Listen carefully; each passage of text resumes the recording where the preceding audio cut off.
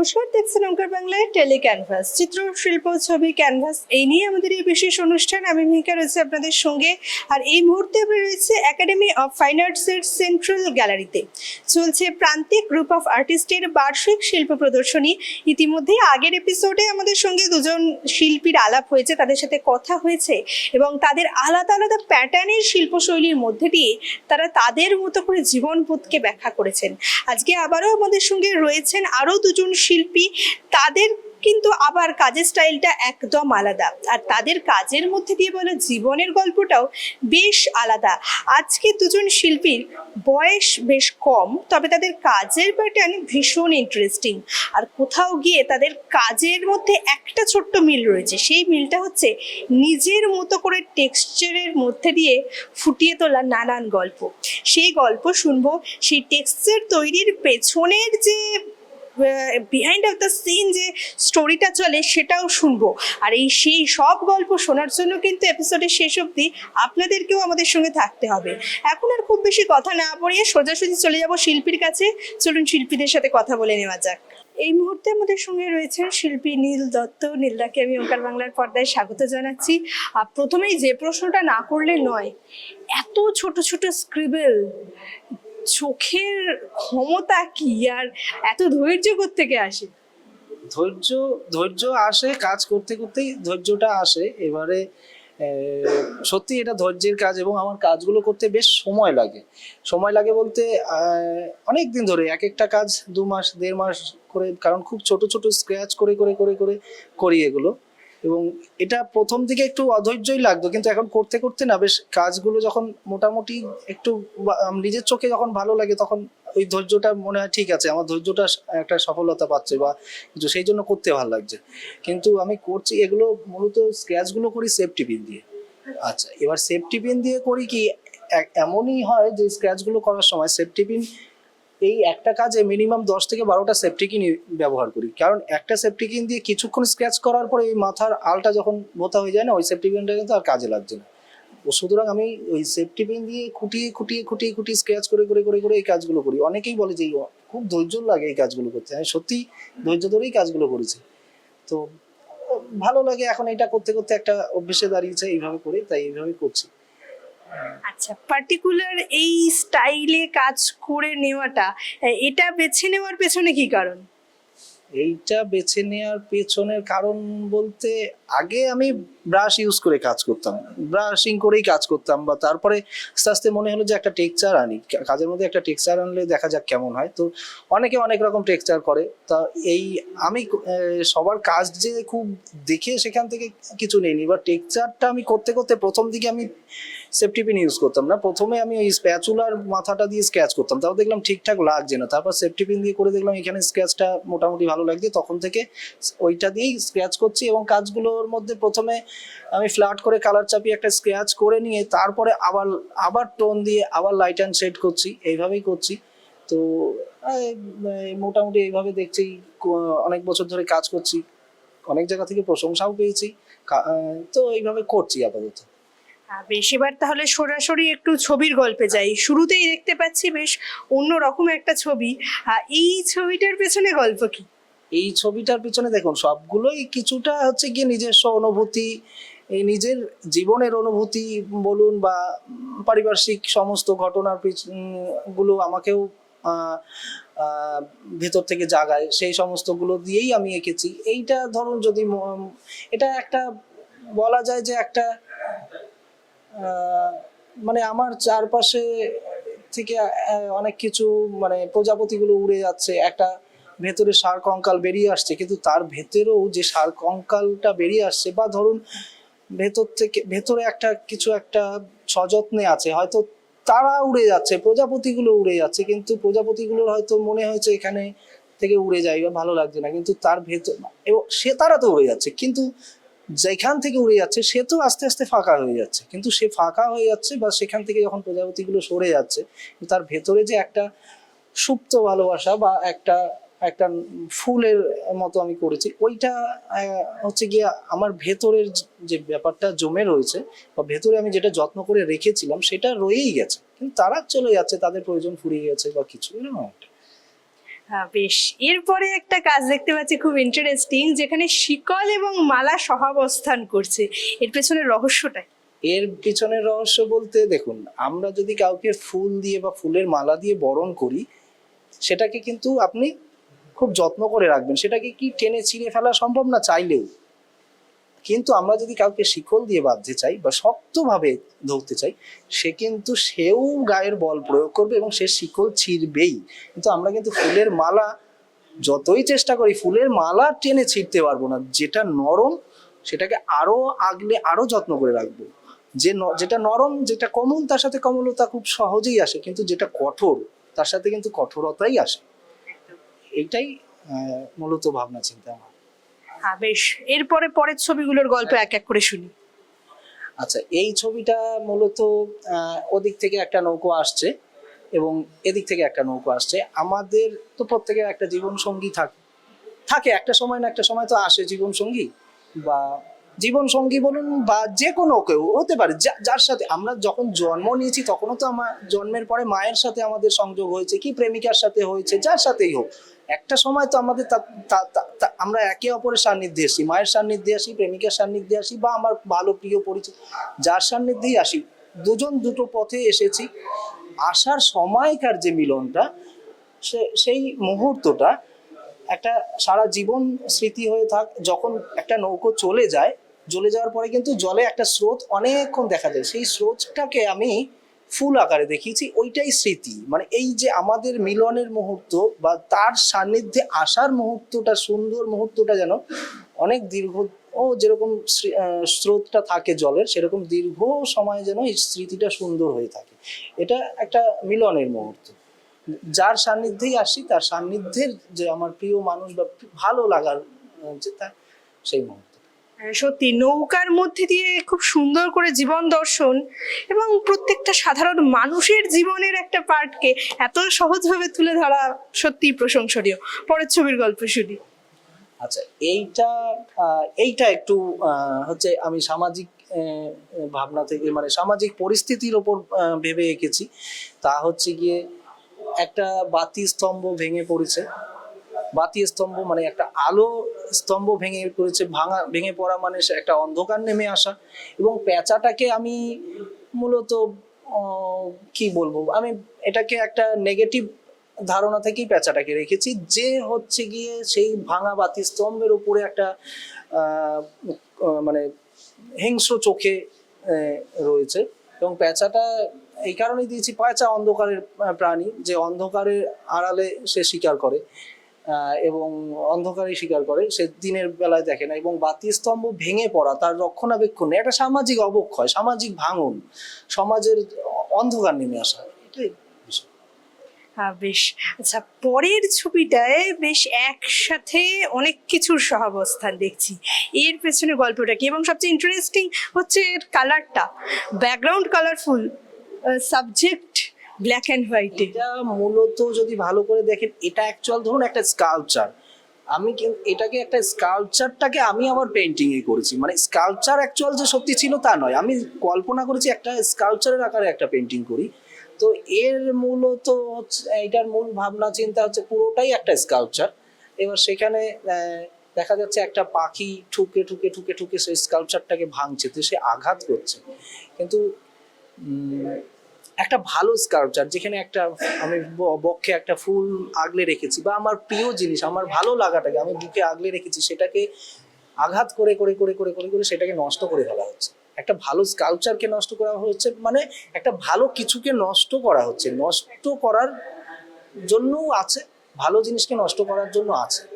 সেটা ওই পাখিটাকে আমি ওই জন্য দেখেছি যে ওখান থেকে সেটাকে আস্তে আস্তে আস্তে আস্তে ওটাকে ভেঙে ফেলা হচ্ছে, এটাই বিষয়টা।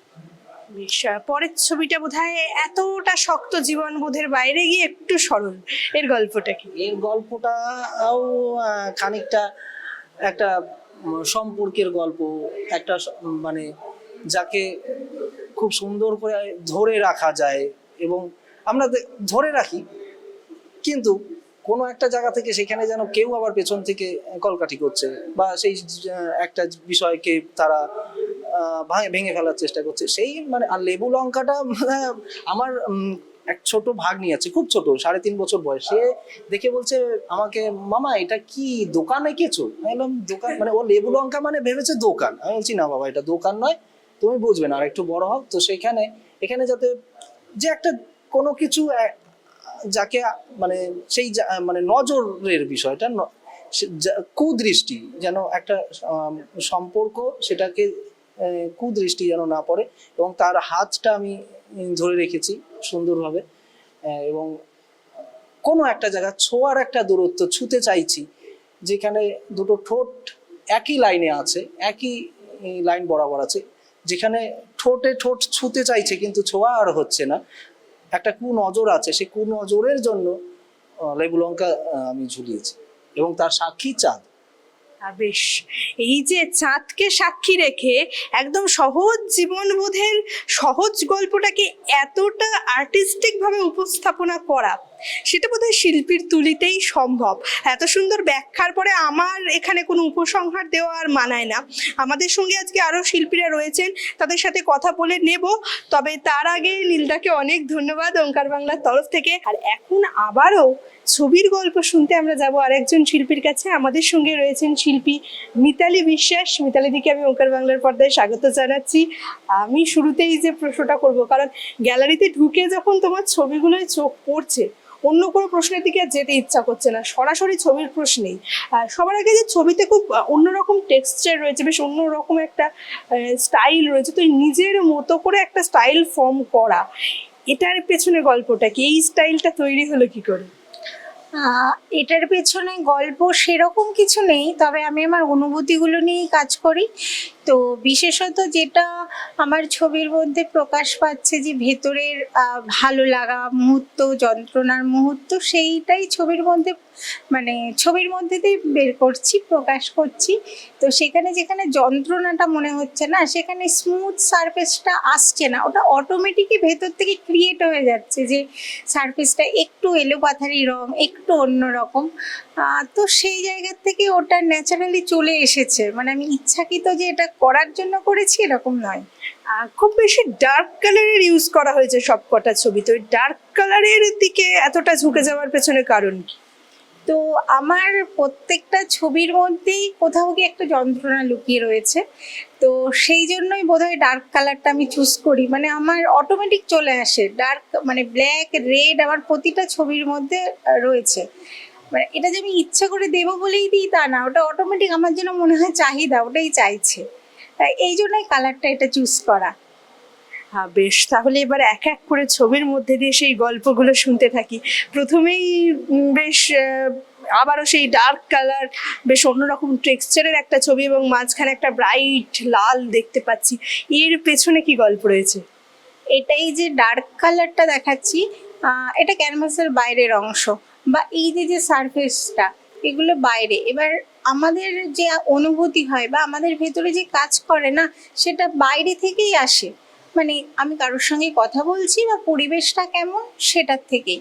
তো সেইটা বোঝানোর জন্যই বাইরেটাকে এরকম ডার্ক কালার বা এরকম কালার করেছি, আর ভেতরে রেডটা দিয়েছি, যে যখন বাইরে থেকে কিছু আসছে, সেই যে যন্ত্রণাটা হচ্ছে সেটা ভেতরেই হচ্ছে, সেটা বোঝানোর জন্য এই রেডটা দিয়েছি। এটা একটা ভেতরের অংশ।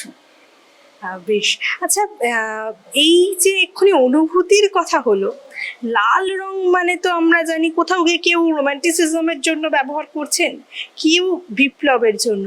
আর এক্ষুনি যন্ত্রণার কথা হলো, এই যন্ত্রণার রং লাল, এইটাকে চয়েস করার পেছনে কি কারণ? না, যন্ত্রণার রং লাল আমি কিন্তু বলছি না, আমি বলেছি যে ডার্ক কালার আছে, সেটা একটা যন্ত্রণাদায়ক জায়গা থেকেই।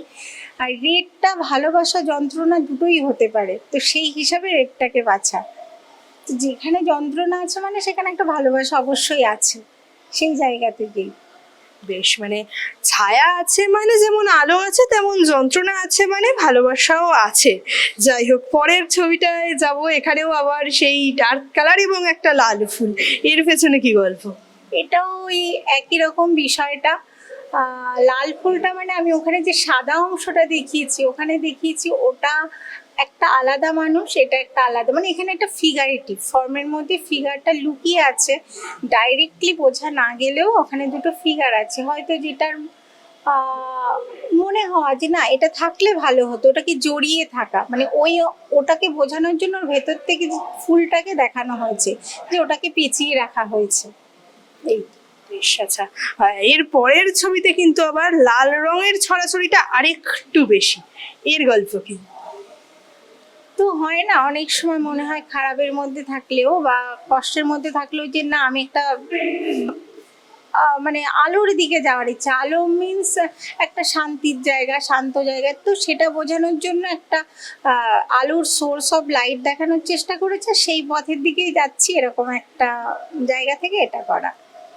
বেশ, এর পরে খুব ইন্টারেস্টিং একটা ছবি দেখতে পাচ্ছি যেখানে টেক্সচারের ইউজটা আরো বেশি এবং কন্ট্রাস্ট আরো বেশি। এখানে কি রয়েছে? এখানেও বিষয়টা খানিকটা একই, যেটা দেখাতে চাইছি যে আমরা যেটাকে ভাবি বা মনের মধ্যে রাখি, তো তার শ্যাডোটা মানে পড়ছেই, সেটা বাইরে থেকে যে যতই বলুক না কেন ভেতরটা একই থাকে। তো সেই হিসাবে এটা করা, মানে ভেতরে একটা টেক্সচার, ওটারই শ্যাডো পড়ছে, আর বাইরে থেকে যে যাই বলছে ওটা কিছু হচ্ছে না বিষয়টা। আর বেশ, এর ফলে তাহলে পরপর আরো দুটো ছবি রয়েছে, সেগুলোর একটু ছোট ছোট করে গল্প শুনে নিই। এটাও ওই একটাই, যে তোমার ভেতরে যতই কষ্ট থাক বা যাই থাক, তুমি তো কাউকে দেখাচ্ছ না, বাইরে থেকে দেখছে বাহ এ তো খুব ভালো আছে, ইভেন এটা আমাকে অনেকে বলে বাহ তুই তো খুব ভালো আছিস, আমরাও এরকম বলে থাকি। তো সেই জায়গা থেকে বাইরে ফুল দিয়ে আমি এটাই বোঝাতে চাইছি যে এই যে সবাই বলে ভালো আছিস বা আছি, তো সবসময় বিষয়টা সেটা নয়, ভেতরে একটা খারাপ লাগা থাকে, কষ্ট থাকে, আর বাইরেটাই ইনার মানে ভেতর বাহির দুটোই দেখানোর চেষ্টা। বেশ, আর এর পরের ছবিটা কিন্তু এখনো অবধি যতগুলো ছবি দেখলাম তার মধ্যে সবচেয়ে ইন্টারেস্টিং লেগেছে আমার ব্যক্তিগতভাবে। কোথাও গিয়ে আবার একটু ডার্ক কালার সঙ্গে একটু মোনোক্রোম্যাটিক ব্যাপার রয়েছে, এর পেছনে কি রয়েছে গল্প? এটাও একটা মুহূর্তকেই ধরার চেষ্টা, আর ডার্ক তো আমার ছবিতে আসছেই, সেটা আমি বললাম যে একটা যন্ত্রণাদায়ক জায়গার জন্য ডার্ক অ্যান্ড মানে ব্ল্যাক অ্যান্ড রেড সেই জায়গা থেকেই আমি নিয়েছি, আর এটা একটা মুমেন্টকেই ধরার চেষ্টা। বেশ, এতগুলো মোমেন্ট দেখলাম, প্রত্যেকটা মোমেন্ট আলাদা আলাদা ছবির মধ্যে দিয়ে ফুটিয়ে দেওয়া তোলা, এবং সেটা খুব সুন্দর ব্যাখ্যাও তুমি আমার কাছে করলে। এই সব কিছুর পরে এই প্রশ্নটা বোধহয় না করলে নয়, এই যে উপলব্ধি থেকে এই ছবিগুলো শুরু, কোথাও গিয়ে কি এই উপলব্ধিটাই পুরোপুরি এই স্টাইল বিল্ড আপের পেছনে সবচেয়ে বড় কাজ করেছিল? না সেরকমটা নয়, এটা আমার করতে করতে অটোমেটিকই যেন হয়ে গেছে, ওরকম কিছু আমি ভেবে করিনি যে আমি এটার জন্যই এটা করছি, এটা একদম ভেতর থেকে এসেছে। বেশ, আচ্ছা, এখানে কোন মিডিয়ামটা মেনলি ইউজ করা হয়েছে? অ্যাক্রিলিক, ক্যানভাসের উপর অ্যাক্রিলিক কালার।